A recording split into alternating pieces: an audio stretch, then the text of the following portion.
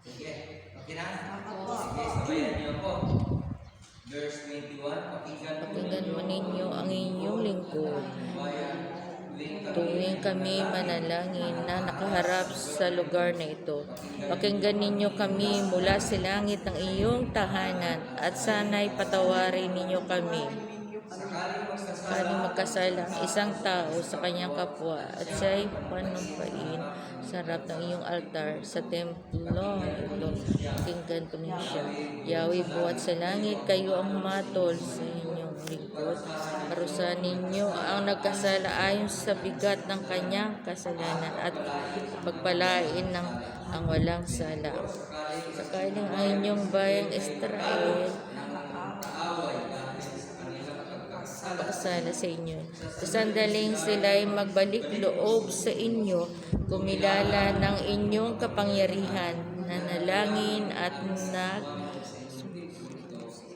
pakinggan mo diyan sa langit. Patawarin po ninyo ang inyong bayan at ibalik ninyo sila sa lupain inyong binigay sa kanila, mga ninuno.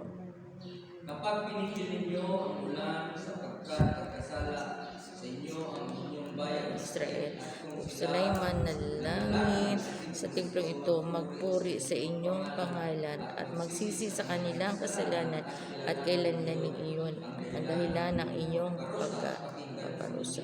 Pakinggan po ninyo sila mula sa langit. Patawarin ninyo ang inyong mga lingkod at ang inyong bayang Israel.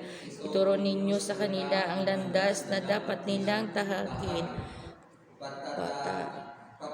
Patakin na ninyo ang ulan sa lupaing ipinamana ninyo sa inyong bayan. Lord, salamat po Panginoon sa umaga nito. Nagigising kami ng lakas. Amen. Thank you. Gabayan niyo po ang aming pag-aaral at aming panalangin ngayon na maunawaan namin ang inyong mensahe. Sa pangalan ng Jesus. Amen. Ito kasi dahil gera na sa Israel. So, sinabi dito ni Solomon, nang siya nanalangin sa templo, sabi niya sa sa verse 24, sabi niya, sakaling ang inyong bayang Israel ay matalo ng kaaway dahil sa kanilang pagkakasala sa inyo, sa sandaling sila ay magbalik loob sa inyo, kumilala ng inyong kapangyarihan, manalangin at magsumamo sa inyo sa templo ito, pakinggan po ninyo sila mula dyan sa langit, patatawarin po ninyo ang inyong bayan at ibalik ninyo sila sa lupain inyong ibinigay sa kanila, mga nono. So kung tingnan natin ang Israel, magmula ng bago pa si Kristo, dahil sa kanilang pagkasala, isa doon yung pagkasawa ng mga Israelita, na kung saan itinuro din sa atin ng mga kapastoran, ng Biblia, na sa 2 Corinthians 5:17, do not be equally to unbeliever, no? Hindi tayo hanggang maaari makikipisa sa hindi nananampalataya. Anong kadahilanan nito? Ang mga Israel, pag hindi kasi kagaya ni Solomon, pag hindi kasi Israelita ang kanilang mga asawa, madalas ang nangyari ay sila ang nahahatak. No? So yan yung iniwasan ng Diyos na hindi na sila pupunta ng simbahan o ng templo, hindi na rin sila nagbibigay ng kanilang mga apo dahil hindi naman naiintindihan ang kanilang mga asawa. So ganun din na sa atin na ito pwede naman may nagsabi sa akin, mas maganda nga yung unbeliever yung daw para maakay mo sa Panginoon. Ang tawag kasi noon hindi evangelism, evangelical. Nag-evangelika. mag-evangelize ka para manligaw. Hindi naman masama, pero sasuffer ka kasi ng consequences. Una, hindi kayo magkakaintindihan. Linggo ngayon, maglaba tayo. Tayo naman mag-church. Pagtatalunan na. Tapos, ayain mo sa church, minsan hindi ka naintindihan. Pag nagbigay ka naman ng kahit sa offering, magsabi, bibigay mo. Tama na yung $10 piso. So kung yun yung iniwasan ng Panginoon na hindi tayo mag-suffer ng consequences. Yung isang naging kapitbahay ko noon, year 1992 pa yata yan. May naging kapitbahay ko noon. Tagal na lang naman. May naging kapitbahay ko, nataon na linggo, naglalabas siya. Sabi ko, hindi ka pa na nag-church. Hindi na ako nag-church.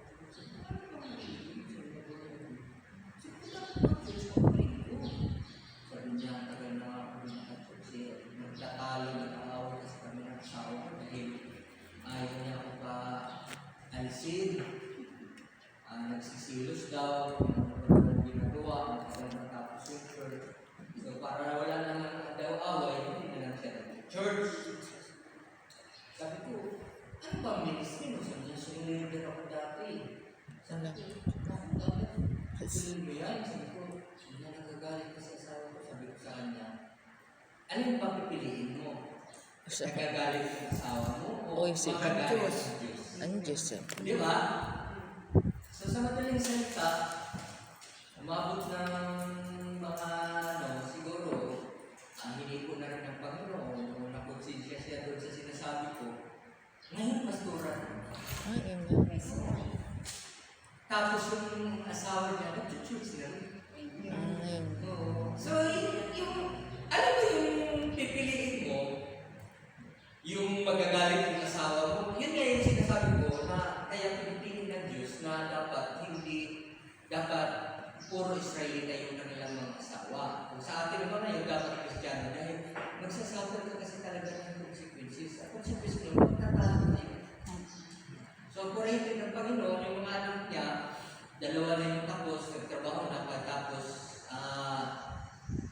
may ministry naman sa church. Yun yung kailangan doon dahil nang una, tagal talaga yung asawa niya ng church.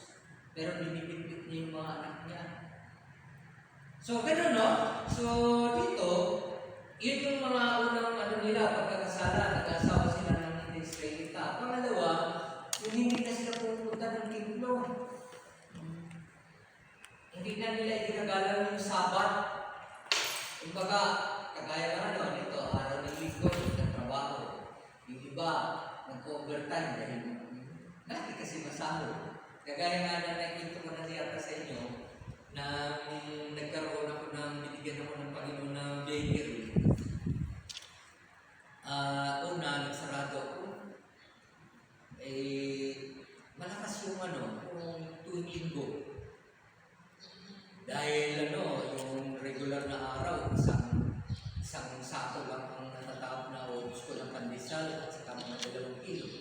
Ipaglinggo, 2 sako at saka kalahati.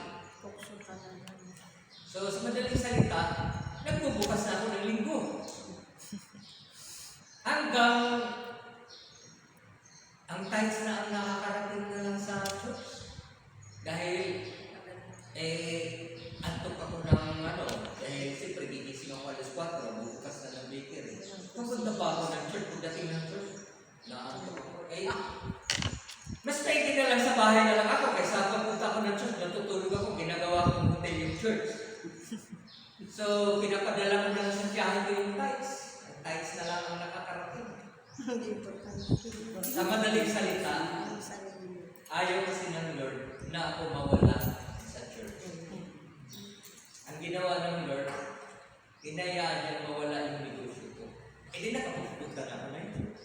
Di ba? Nawala yung bibili ko. Di nakapunta na ako ng church. Wala nang dahilan. So, minsan sa buhay natin, ano yung mga dahilan na hindi tayo makapaglingkod sa Diyos, hindi tayo makapapunta sa church? Minsan, hinayaan ng Diyos na mawala yun. Abraham, pinapili si, dahil nang Ayan, naglalakad na po kami. Pauwi na mga mahal. Pauwi na. Pauwi sa aming kanya-kanyang tahanan mga mahal. Ganito yun.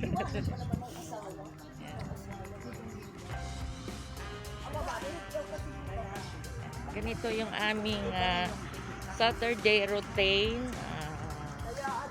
Prayer. Ang malaga po sa buhay ay ano pong ating mga kabisihan. Pero ibibigay natin na lagi tayong manalangin sa ating Panginoon mga mahal. At higit sa lahat, magbasa ng kanyang salita dahil yun po yung ating maging buhay sa everyday nating spiritual battle mga mahal. Yung kanyang word of God sa Bible at pangalawa po yung prayer dahil po yun ang number 1 sa buhay natin sa araw-araw. Ano may yung ating mga kabisihan po mga mahal. Ilaan natin ito sa pamagitan ng panalangin at yung time para sa ating Panginoon Diyos mga mahal. Di po ba? Ayan, masarap po ngayon maglakad kasi morning at kanina po ay kami ay sumakay sa service po ng pamangkin sa at dinaan muna kami dito sa church. Okay, Pastor. Ayan mga mahal ang lugar dito sa ano po ito dito sa Doña Lucia Don Severino. Ayan po. Thank you. Sama tayong dako ng mundo or ating mga kababayan, mga OFW dyan sa iba't ibang lugar kung sa amang bansa. Ingat-ingat tayong lahat mga mahal. At higit sa lahat, ingatan natin ang ating katawan. At salamat. See you all and God bless us all.